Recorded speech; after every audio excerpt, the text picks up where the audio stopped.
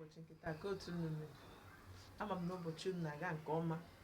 Mma na ụbọchị unu na-aga nke ọma, ụbọchị m na-agakwa nke ọma. Anyị kelere Chineke bụ onye ji mmiri ozuzo kemgbe abalị ma n'ụtụtụ ma tupu ugbu ọ ka na-ezo were na-achọ anyị mma. Ihe niile na-eme n'oge. Anyị kelere Chukwu.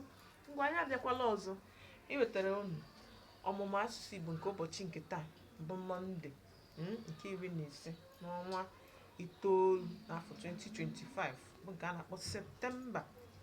Mgbe anyị ka nọkwa n'ihe isiokwu anyị bụ iji mkpụrụ abịdị emebe mkpụrụ okwu. Cheta na m gwara unu na mkpụrụ abịdị ndị a m kụziri unu nke m gwara unu dị 36 na anyị ga-eji emebe mkpụrụ okwu n'ofu n'ofu wee ruo na nke ikpeazụ ya bụ zi.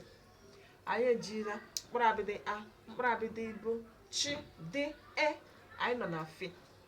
Anyị ga-eji ya mebecha mkpụrụ okwu ofu n'ofu.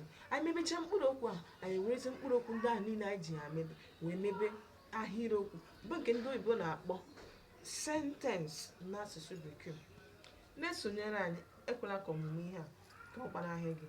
Nke anyị na-eme ya isota na-agbasa, na-ezisa, na-share, na-like vidio, na-kọmentị. Nyere anyị aka ka anyị hụ na asụsụ Igbo agaghị efu. Ngwa ka anyị lee anya n'ihe ọmụmaatụ nke anyị ji mkpụrụ abịdị fe mebe. Ngwa ka anyị gaa n'ugbo odee. Fe na na bụ gịnị? Fee. Fee bụ nke ndị oyibo na-akpọ fly. Ọmụmaatụ nke a bụ gịnị? Fe na na p na o bụ gịnị? Fepụ. Fly away. Fepụ. Fly away. Ngwale ọmụmaatụ nke atọ n'ugbo odee anyị.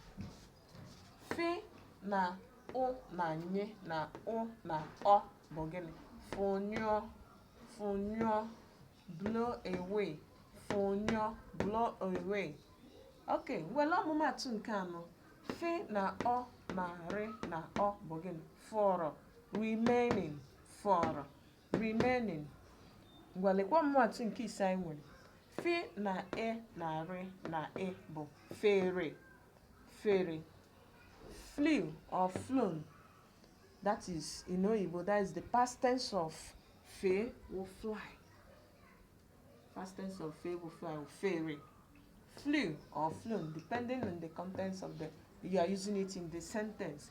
Gwadere gawazi. Anyị nwere ọtụtụ mkpụrụ okwu ndị a ga-eji mkpụrụ abịdị fe emebe. Ọ bụ ka ụka aka ọha. Nwa ajụjụ ị nwere ịjụ anyị, deere anyị ya, tụpụrụ anyị ajụjụ ahụ na comment section ka anyị ọsịsa ka anyị nye gị. Na-esonyere anyị mgbe niile. Cheta na emebecha ihe ndị a, m ga-ahụ otu anyị ga-esi werecha mkpụrụ okwu ndị a tinye na fọmụ ihe a na-akpọ ahịrịokwu bụ ndị oyibo na-akpọ sentence. Mgbe nke ị ga-ahụ ụtọ. Cheta na ngwara ihe m ga-ewetara unu buru ibu ma akpaala okwu bụ nke ndị oyibo na-akpọ idiom, ma ilu bụ nke ndị oyibo na-akpọ proverb, ma ọnụọgụgụ, ma ntụgharị. Ihe anyị nwere ime buru ibu. Just na-esonyere anyị ma na-ezisa ozi ya. Ọ bụla ka ọ rara n'ọnụ ụbọchị nke taa. Ndewo.